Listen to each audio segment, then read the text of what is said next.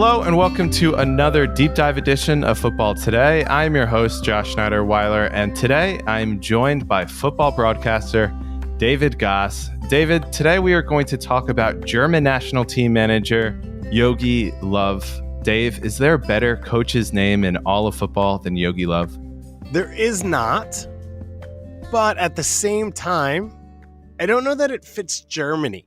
And we're going to talk about the style that he has with Germany, and they've been quite creative. But like, if he was the manager of France, right, a country of passion and love, maybe the Netherlands, maybe Brazil, maybe it would have fit cleaner for me. But it's a great name and a great nickname. I think his real name is Joachim, which is less fun to say than Yogi.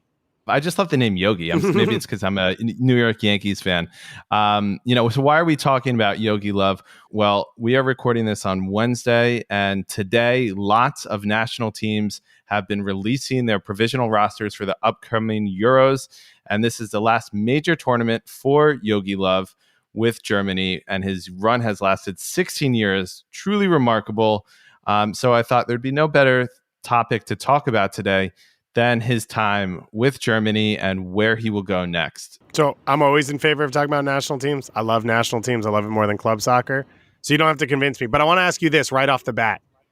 Everyone knows who Jogi Löw is. So everyone knows most of the story. We're going to get into some of the deeper details in this. But do you think it's right for him to still coach this Euros team? Because it takes the opportunity for another coach to not have to fail maybe early on? Or do you think it's wrong because it gives less of an opportunity for the next coach going into the World Cup, which is quite soon because of COVID and the pushback of this Euros? Do you think it's wrong that he's taking over and sticking for this tournament? It's totally wrong. I mean, the dude has had 3 Euros and 3 World Cups before this. Like, he did not need this. After 2018, it's always what happened with him and Klinsmann, right? Like, after the World Cup, Klinsmann left, granted that slightly different conditions at that time, but he left, he got to take over. Then you get, one major tournament. And assuming you do okay, you get to lead him out to the World Cup. Mm-hmm. And he, as you said, and especially with the World Cup now, being slightly shortened, even 6 months before we would typically have it, like, he's giving the next guy no time. I say the next guy, Hansi Flick, no time to prepare for it, really, with this team. Do you not think that if Hansi Flick had to take over for this tournament, it feels like they're going to do poorly? And would that not be a black mark for him to take on right early in his time? Maybe, but I mean, typically Germany always gets out of the group. Typically, we'll walk back through time and see that's not always the case, but typically they get through the group. So, I mean, it might be a black mark, but typically, isn't it always really about the World Cup? Not necessarily. From 2000 to 2004, they went to a World Cup semifinal and they were a failure because of the Euros. I mean, the finals. They made it to the finals. So it's a good point. I mean, I just from but back in 2018, they had no idea it'd be Hansi Flick. But I just personally think, like, when you've had 12 years as national team manager, like, especially in a country like Germany, which produces great managers regularly, like, there's just no need to have a guy that long past that, in my personal opinion. But let's move back slightly to, kind of his background, personally, and kind of dig into his history for people that might obviously know the name. I'm sure everyone here knows who he is, but he has a really interesting backstory, and like a lot of it, I didn't really personally know because most of it all happens in the 90s. And unless you're a German aficionado from the 90s, you're probably not going to know a lot of his backstory. So, Dave, can you kind of walk us through his football life? You wouldn't just have to be a German aficionado. You would have to been a 2 Bundesliga aficionado to know Löw's career. He spent a lot of time in the second division, most of it between the first and second divisions in Germany. He ended up playing 15 years, a lot of that at Freiburg, where he's actually the second highest all-time leading scorer. When he retired, 83 league goals. He actually ended up appearing 4 times for the German U21 international. So never got a full cap, but was part of the national team setup, which I don't think a lot of people think of when they think of him. He then got his coaching career started at Stuttgart. He was an assistant under a man named Rolf Fringer. And when Rolf Fringer took over the Switzerland national team job, he got promoted to the head job at Stuttgart. He ended up actually winning the 1997 Pokal Cup for this team, and then made it all the way to the 1998 UEFA Cup Winners' Cup, where they lost 1-0 to Chelsea. He then goes to Turkey and manages for Fenerbahce for one season. And from this point on, he doesn't stay anywhere for more than 2 years. He basically floats around. He comes back from Turkey. He takes over Karlsruhe. They get relegated. He goes back to Turkey and manages a team called Adanaspor, which I just butchered, but I'm going to leave it there for now. And then he ends up actually coaching for a while in Austria, a club called Tirol Innsbruck. And he leads them to the Austrian Bundesliga title, which is in the same year that they go bankrupt. And they end up being liquidated. So he's available again. He takes over at Austria Vienna. They were in first place when he took over, and then they sacked him despite still being in first place when he leaves. But he was not this shining light of a successful club manager, Josh, and he never really got his feet as a club manager throughout his career. Yeah, I mean, he goes through a really rocky stage for a point. You mentioned, Adanaspor in Turkey, and at that point, he went almost like 2 years without a win, really. He had one win when he was in Germany, for Karlsruhe. And then when he was in Turkey, he literally didn't get one win. So it was a pretty low times. But then when he went to Austria, he kind of found his mojo again and won a title, and then was first with the last team he was with. And then he gets his big break. And that's kind of where, as we all kind of begin to know who he is. And he was hired, as we know, when Jurgen Klinsmann was hired as a national team manager. And they kind of met at originally at a coaching school, at a coaching course that they were both at. And Klinsmann just kind of took a liking to him. And there's a great story in Das Reboot that Raphael Honigstein wrote about kind of Klinsmann being impressed with Löw. And I'll just share it. Klinsmann says, "I had been a professional player for 18 years. In those 18 years, not one manager was able to explain to me how a back four should move across the pitch. But it only took 1 minute with Yogi for me to understand how it worked." So he just had a lot. You could tell he really respected him and his knowledge of the game. And, from there, we all know what happened in 2006 in the World Cup, took them to the semifinals. They host the tournament. There's a love of football in the country, and they kind of changed the whole culture of German football, which at the time was kind of floundering. We mentioned that they got to the finals in the 2002 World Cup, but the 2000 Euros and the 2004 Euros, they didn't get out of the group stages. And particularly in 2004, it was quite embarrassing for them to not get out. And they kind of changed the whole culture of Germany. And, then they had a bunch of different hard losses to Spain into 2008 Euros in the finals of that competition, and then the semifinals of the 2010 World Cup. I mean, Dave, before I keep kind of running through their results, do we look at him slightly different if they don't come against this buzzsaw that is the Spanish national team in the late 2000s? I still think they were a little bit too young to win a lot of those competitions. And so even if it wasn't Spain, I don't know that this is a team that would have gotten over the line. You're talking 08, you're talking 10. Obviously they were close, but that's also part of the German DNA is to get close. So I still think it was a little bit too early for them. And you saw in 2012 when it felt like it was time, that was the one that it felt like they choked, where the other ones, they were just beaten by really good Spanish teams.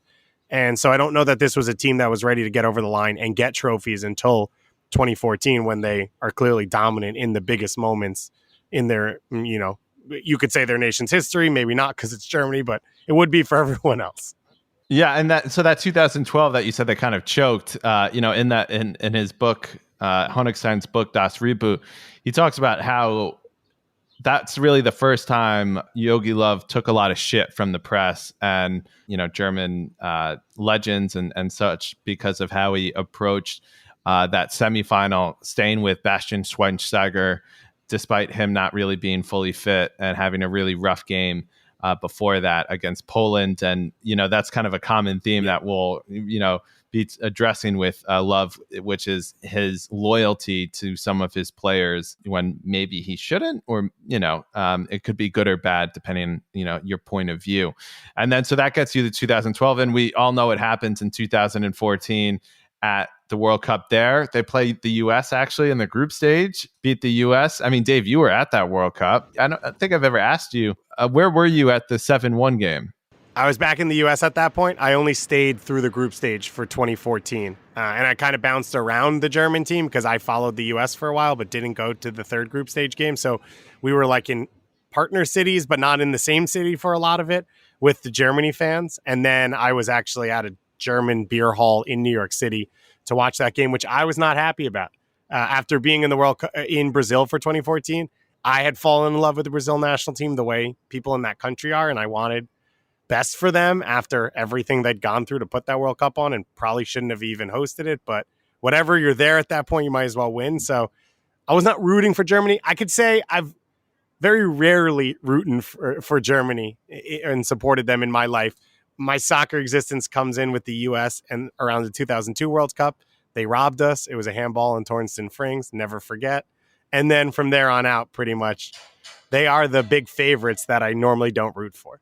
And I'll second that as well. But, that 7-1 thumping of Brazil, I, was thinking when we were preparing for this, that kind of is one of the defining games of our lives. Mm-hmm. I think most people can tell you where they were when that happened. I know exactly where I was. I was in Madrid watching it with some friends, and my friends annoyingly wanted to go to a second bar because the one we were at wasn't really comfortable. And in the course of the 5 minutes it took us to leave bars, there were like 3 goals in the game, or maybe it was 2 goals. And it was like, what happened? Like all of a sudden it went from like 2 to 4, and it was like, how did this happen? So, but I do think that it kind of is wrapped up into the Jogi Löw kind of history of being the coach that masterminded one of the greatest shellackings in international football history.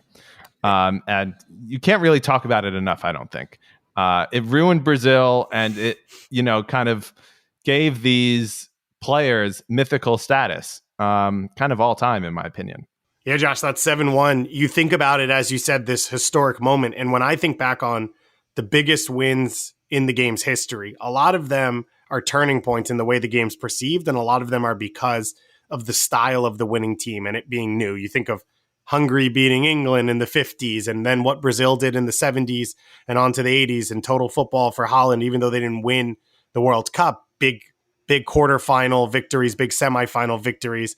And I think when you look back at a lot of these moments, that's what you talk about. And for Jogi Löw and Germany, the 7-1 against Brazil, it's not specifically about that senior team, but I think it solidified everything that was this reboot of the German football structure and the change in training for young players, the way they pushed young players, the way that they advocated for coaches, the coaching education they went through. All of that Germany did from 2004 to 2014, I think that's what that World Cup win solidified and created as this is something to follow. And you started to see people around the world both hiring Germans at a huge rate to help run their teams and run, their sporting structure. But also you start to see people travel there and try and take pieces of it back to their own countries or back to their own clubs. And that, to me, is what Jogi Löw saved by winning that. And that is the number one part of his legacy. And we'll get to maybe a little bit more of his legacy later. But, just to finish up, to catch you up to how he's done the last 5 years or so. After that huge, big win, he led Germany to the semifinals of the 2016 Euros, then 2018 World Cup. Me and you, Dave, both saw. I remember very, very well. We saw him lead out the German national team against Mexico in their first game. We watched that. We were at the game. Absolutely incredible. Maybe another time we'll get to tell that story on this pod. But they got bounced in the group stage in historic fashion in a group with Sweden, Mexico, and South Korea.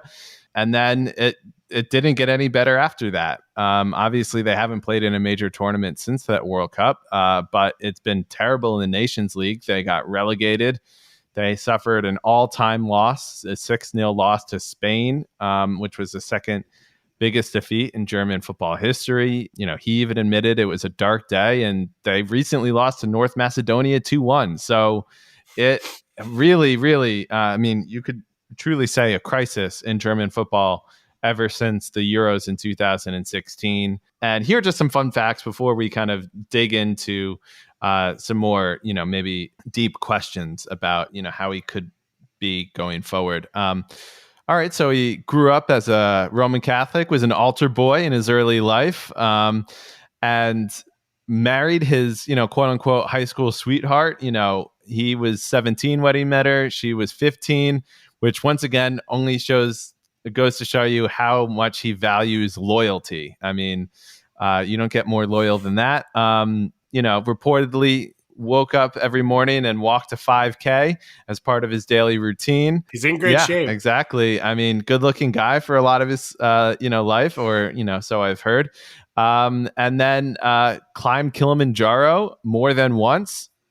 Always impressive. And, he finished 4th or better in 5 major tournaments, and also won the 2017 Confederations Cup before the World Cup in Russia. So really, really impressive. And, there's one more stat. He managed 34 and won 23 matches at the European Championships and World Cups combined, which is more than any other manager in history.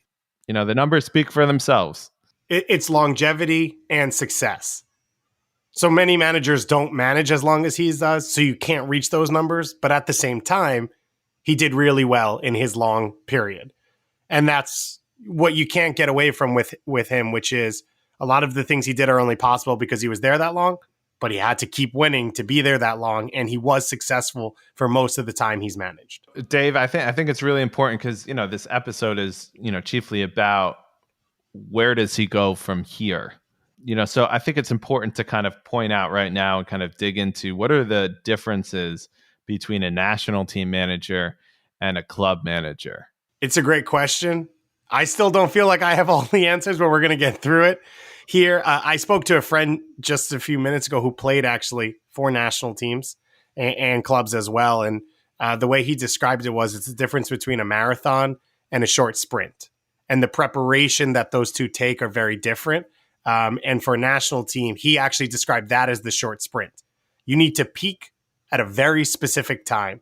The man management is completely different for both. Some would say it's bigger in club football because you have the group around you all year round. You shape it. Others would say it's actually tougher with the national team because you have a team that's in a very intense, condensed space around each other all the time.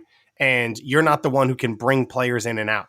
And you can't push a guy out at a World Cup once they're already in your group and you are in a foreign country without their families, living together in a hotel for 6 to 7 weeks if you're Germany, which means you're going to a semifinal or a final pretty much in every tournament. Though your long-term thinking is very different.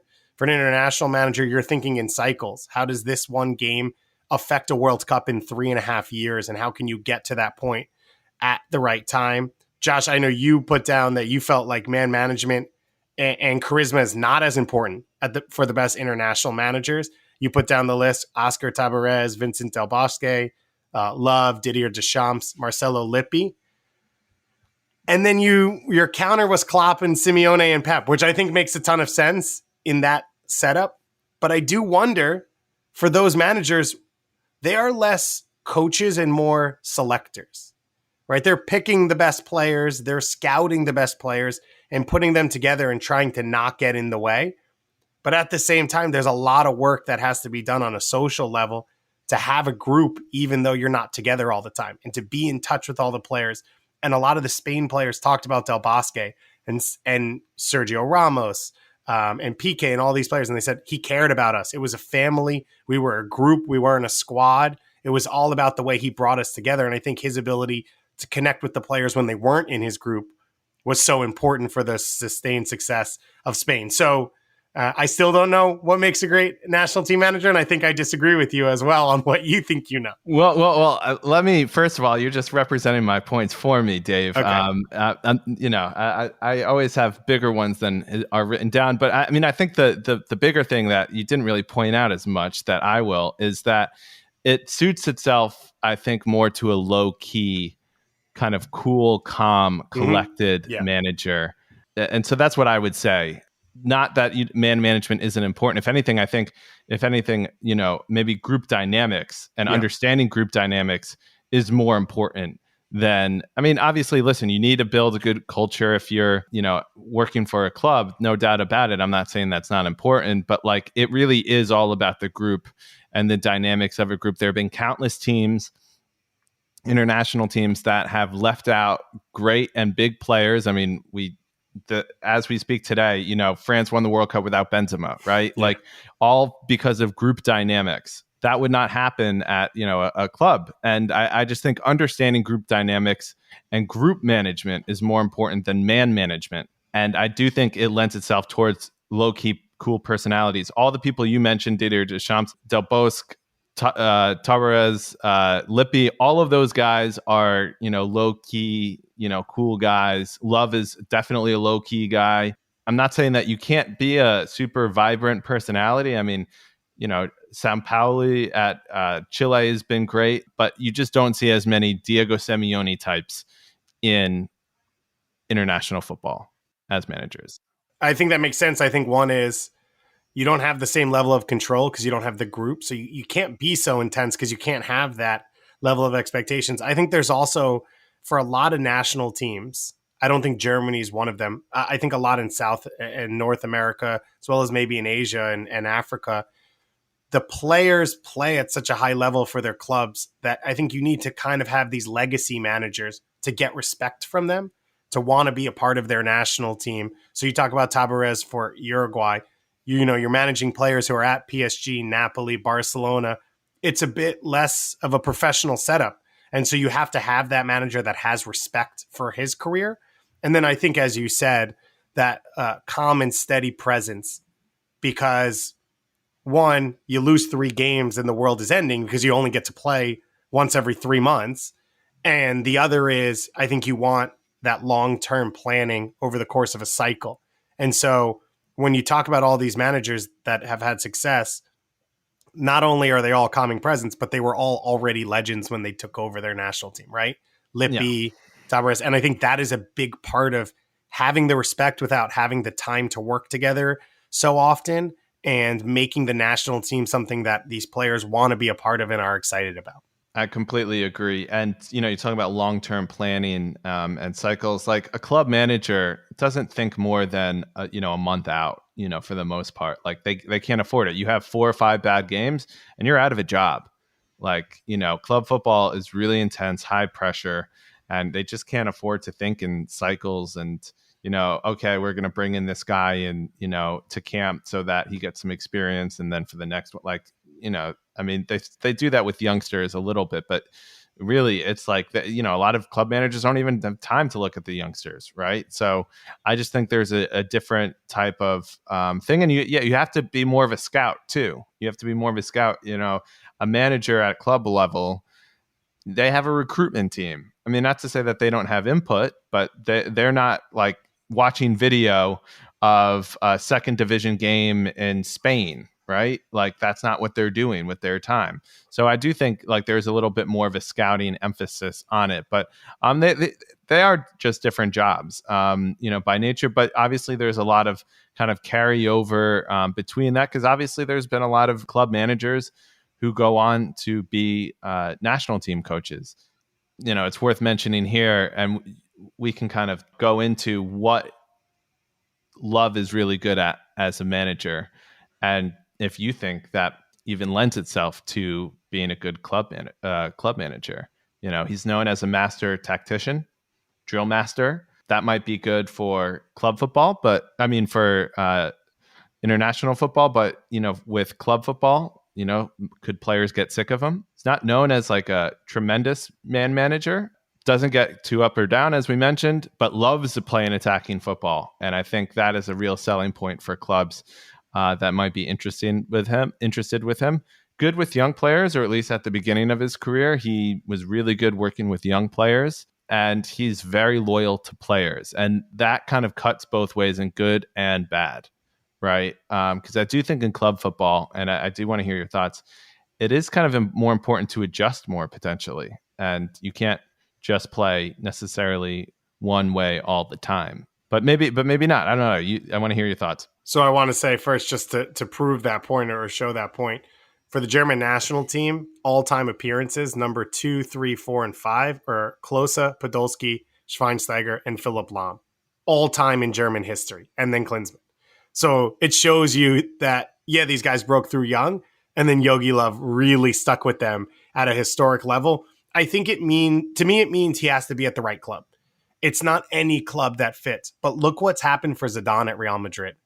His ability to trust Casemiro, Kroos, Modric, Benzema, players that he got in the group, built a culture with, and then has continued to fall back on trusting them and believing their ability to win moments. It's different than what Pep Guardiola does at Man City, although he's done it with Fernandinho as well. I think it's part of what you need. Jogi Löw, I don't know if it's because he worries about the dynamic of a group at a World Cup, as we talked about, or a tournament, how long you're together, but he has been very consistent in going back to older players that he trusts rather than giving newer young players big opportunities.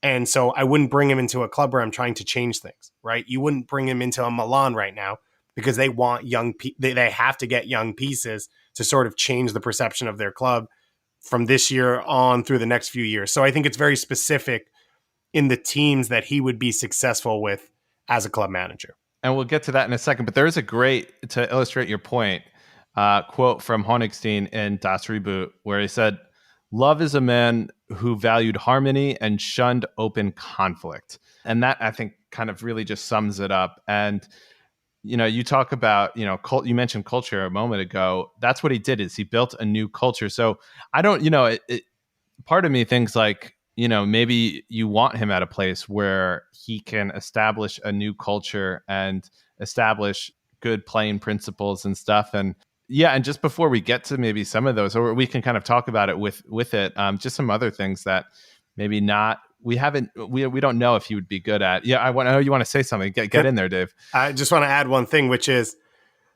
the way that operates, which is avoiding conflict and keeping harmony, means you're kicking the can down the road. And that's what I think we've seen the last 4 years. Like he couldn't handle the Ozil situation. Yeah. He just didn't want to be a part of it. And he just kind of moved on. And it worked for a while because you keep harmony in the group, but those frustrations build. And now I think you're looking at the end result of that, which is 4 years of turbulence because all of these issues that he refused to deal with and just tried to kind of, paper over or keep players out of the team, whatever it was, they've started to come to light. And so there is a time frame that style doesn't fit under.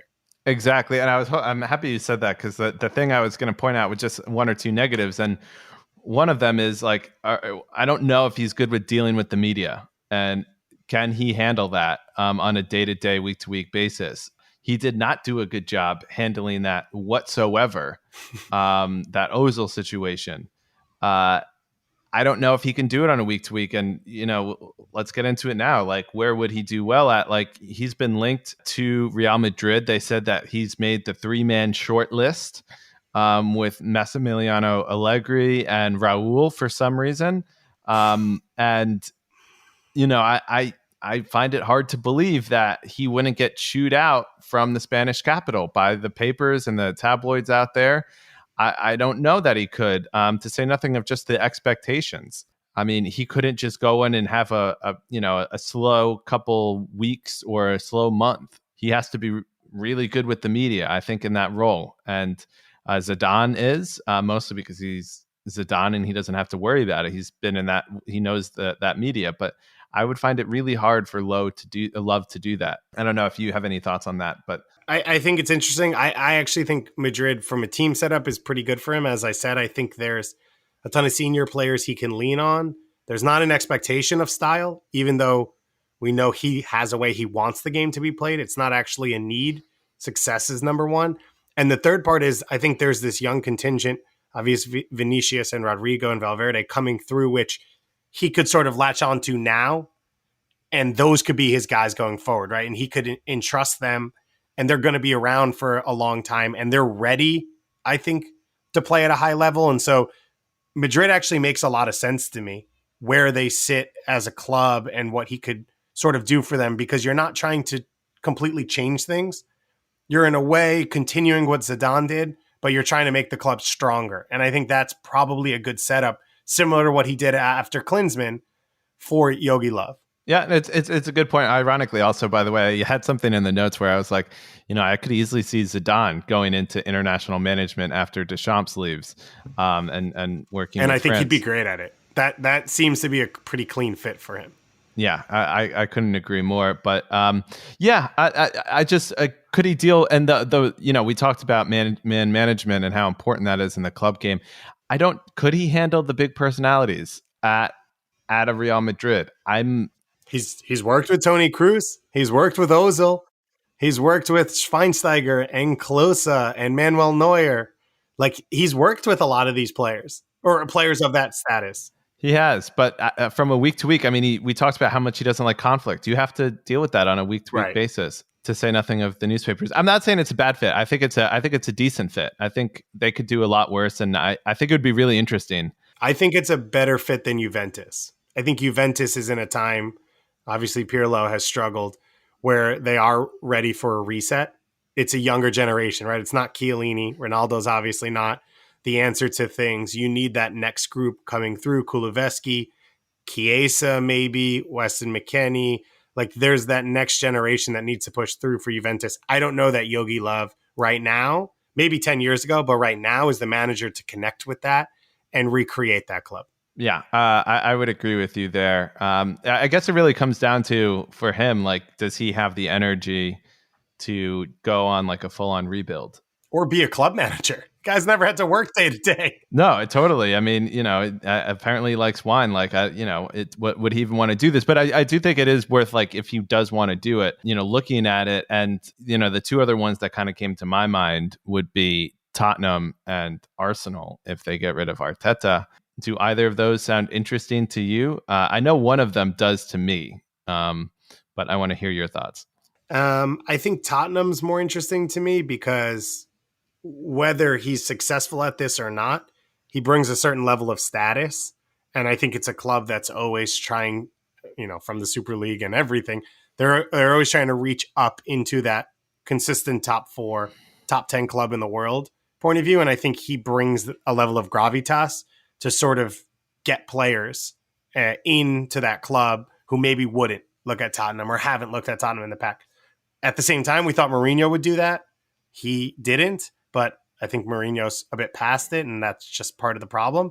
So I think Jogi Löw could be an interesting one there. And obviously, it's a club that's moved away from it, but has always cared about the way they play. It has always mattered to the fan base. It used to matter to the front office, less so now. But I think he fits into a lot of that. Whether he fits into the Premier League, I don't know. But yeah, that would be the one for me. I agree with you wholeheartedly. And I think that the main reason is, I think undoubtedly there's one thing he can do and do really well. And that's build really nice football teams. Like, in terms of like playing style, I mean, he believes in a possession-based style unreservedly. He hasn't really changed too much from that. And when you compare that with Mourinho, I think the fans would just be like, head over heels to watch their team, connect more than 3 passes at a time. And I do think, like, it's not very difficult to like improve upon this Tottenham team. I mean, obviously we have no idea if Kane stays, but I just think there will be just a lot of goodwill towards him, and he can work with some young players and really build an identity and guys that want to be there, hopefully. So we'll see. I mean, I do think that if I had to put my money, I would say that he's more likely to go to Real than Tottenham. But as I've told you for many weeks, Dave, that would be like the call I would make if I was Daniel Levy, just to see if he was interested and see what could happen. The problem is, after Mourinho, it's another big money risk because he's not going to be cheap. And he's not a guarantee because you've never seen it before. So that's the only question for Tottenham is, do you go with someone who has a bit more of a track record? Even Pochettino, who, while he hadn't at that level, had at least managed in England at a club level before. Or do you take the risk with Jogi Löw, which I could see more reasonable if you're not paying out Mourinho for that risk you just took. Yeah. No, I mean, this is a huge risk to go from a guy that's coached international football for 16 years to club football. And I think it's kind of good now to mention some other managers who have gone from coaching international teams to coaching club teams. There's a couple of these that came to my mind, even before I kind of did some research on it. And a couple that honestly I didn't think of at all. And I did want to clarify, these are people who had success at international level and then had success at the club level after being an international coach, because there are plenty who were successful club managers and then were successful international managers. We're not talking about them. So there were two that came to mind immediately for me. Marcelo Bielsa, who was really good for Chile, took them to the World Cup in 2010, got them out of the group, which for Chile was a really big thing. Obviously, this is before their success in the mid 2000s with Sampaoli, but that was really which impressive. He created. Yeah. He also basically remade the Chilean game. Not the same as what Germany did, but they had no identity and they didn't have a ton of success at the international level. And Bielsa went and looked at it and said, this is a country that should play this style, that it's a country of athletes, a country of grinders. And he turned them into a group which fit Vidal and Alexis Sanchez and Isla and all those guys perfectly. But Sampaoli then, his success was on the back of Bielsa. I just got to put that out there. Not that anyone questions Bielsa, but I just got to put it out there. That's 100% fair. And then the other one that came to my mind was Fatih Terim at Turkey. I mean, he is like Turkish football, and the 2008 run they had in the Euros is like still one of my favorite tournament teams, dark horse tournament teams. And he led that, and then he went on to win like 4 league titles at Galatasaray after that. He's absurd. And then there's some other ones. Knee hot. Yes. Well played, Dave. Well played. All the match winners. But we do have to say with those two, they were both successful club managers before they were national team managers. True. Right. Bielsa with Newell's and in Mexico a bit, and Terim obviously in Turkey as well. That's one thing that Jogi Löw doesn't have in common. Well, no, but that's something so you see in a lot of articles, people ripping on him and his club career, like getting Stuttgart. And I'm not saying, by the way, he was a great coach at club career by any means. I'm not saying. The dude won, a German Cup at Stuttgart, and then won one Austrian league title, and then easily could have won a second had he not been sacked. Like, I'm not saying he's a great manager, but it's not like he didn't win trophies and multiple trophies before it. So he wasn't some slouch beforehand. Otherwise, there's no way he would have, sniffed the jobs he ended up getting. So I don't want to pour water on what you were saying, Dave, but I don't think he was a terrible manager before that. He had some success. But you want to list some of the other ones? I mean, the one that I actually totally didn't realize was Slaven Bilic. That he was the Croatia coach in the 2008 Euros, and then obviously he's done well at West Ham and got West Brom promoted. But there's a couple other ones as well. Yeah, well, I think when you think national teams managers, the first that come to mind is Gus Hiddink, right? Because he's had success all over the world. He's obviously had success at a club level as well. What's really cool is some of these guys have done it at the same time. So Fatih Terim both coached Turkey and Galatasaray at the same time. Gus Hiddink as well was coaching South Korea and then took over a club at the same time for a little bit, and Dick Advocate as well. One of the ones I didn't know, so here's a little fun fact for you. Sir Alex Ferguson managed one game as the head manager of Scotland. The head manager at the time, Jock Stein, actually passed away tragically going into a World Cup qualifying playoff versus Australia in 1986. Sir Alex was Aberdeen manager at the time, had been an assistant with the national team for a little bit, so he took over for that one game.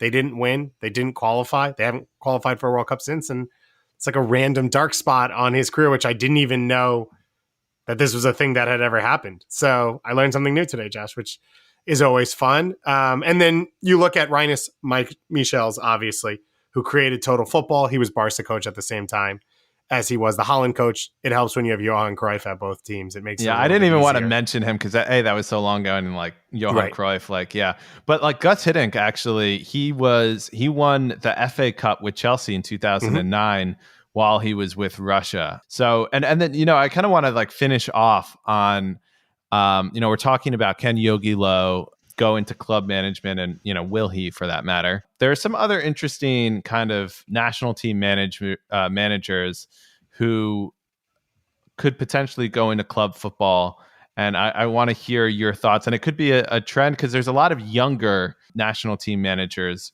who I want to see. I mean, we mentioned Sao Paulo, so he recently did it, and he's with Marseille now and had decent spells in Brazil. I mentioned Slaven Bilic recently. So there's some obvious names out here. Gareth Southgate, he's getting a lot of pub in England. I don't know how much longer he'll last at the national team, but he'll undoubtedly get scooped up by somebody.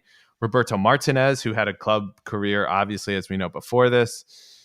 Andriy Shevchenko at Ukraine. He's been there, for 5 years. So he probably won't last too much longer. Ryan Giggs with Wales. He had some time with United before that, but I mean, he's got some court cases, so it's we'll see about that. Questionable if he's even Wales manager anymore.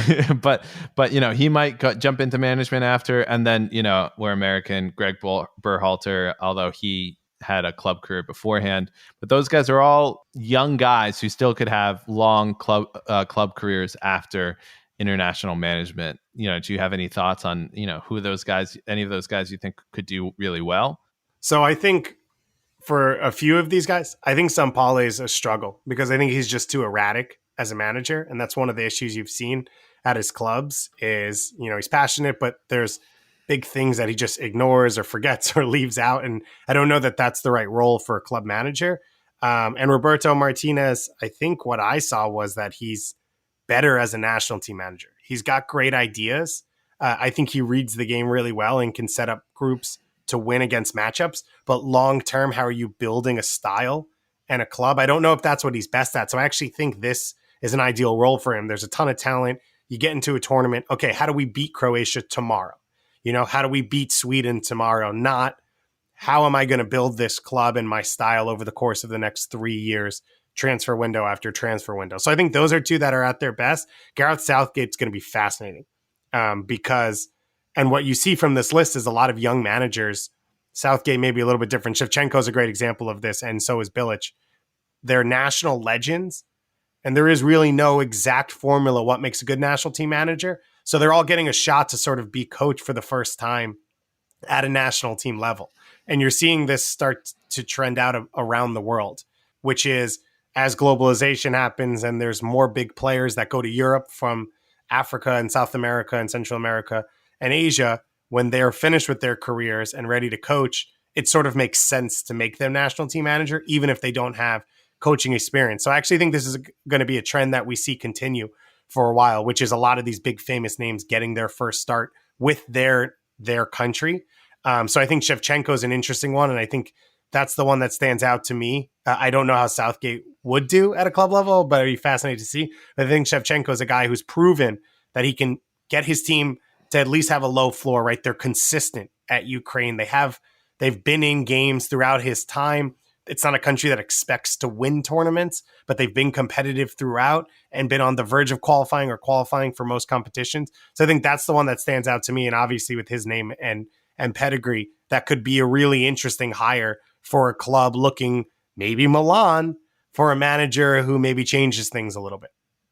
Yeah, I mean, we'll see. I think he's going to be like kind of one of the great test cases. Then might be a benchmark also for other international managers who get club jobs going forward, because there is no doubt he will get a club job and he'll get a good one too. I mean, it might not be like an elite one, but I wouldn't be surprised if he got a good one. Hell, I mean, he might end up getting Tottenham. I wouldn't be surprised if he coached the Euros, did really well, and then just jumped ship and went to Tottenham. So we'll see about that. But I just think it's kind of interesting because this is somewhat not unprecedented, but like for recent times, I think Love is going to be seen as some sort of benchmark if he does go to club level And if he does, choke at club level, so to speak, if he doesn't do well, international managers might take a hit. Likewise, if he does really well at Real Madrid, or if he does really well at Tottenham or someone, you might see some of these guys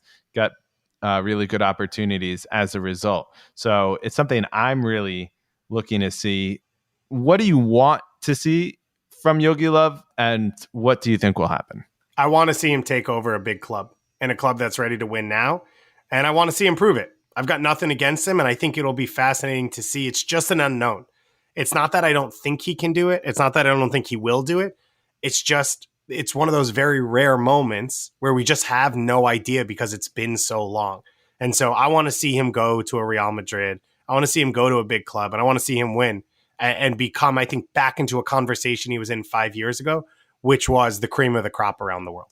I couldn't agree more. I mean, it was one of those things where like he was considered one of the great managers in world football. And then people are like, what's his legacy now? And, is he really actually that good? And it's not every day that you kind of get that person in this kind of area right now where it's a total unknown, as you said. And nothing would surprise me. And I just really hope he takes some club job. I'm curious. Yeah. We'll leave it there. Dave, as always, a pleasure talking.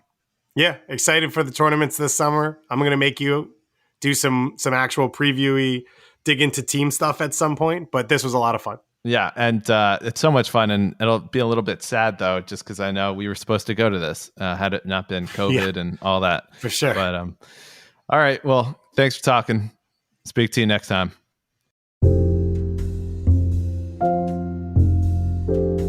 The music for this episode was provided by Blue Dot Sessions, and you can find more information about the music in the episode show notes.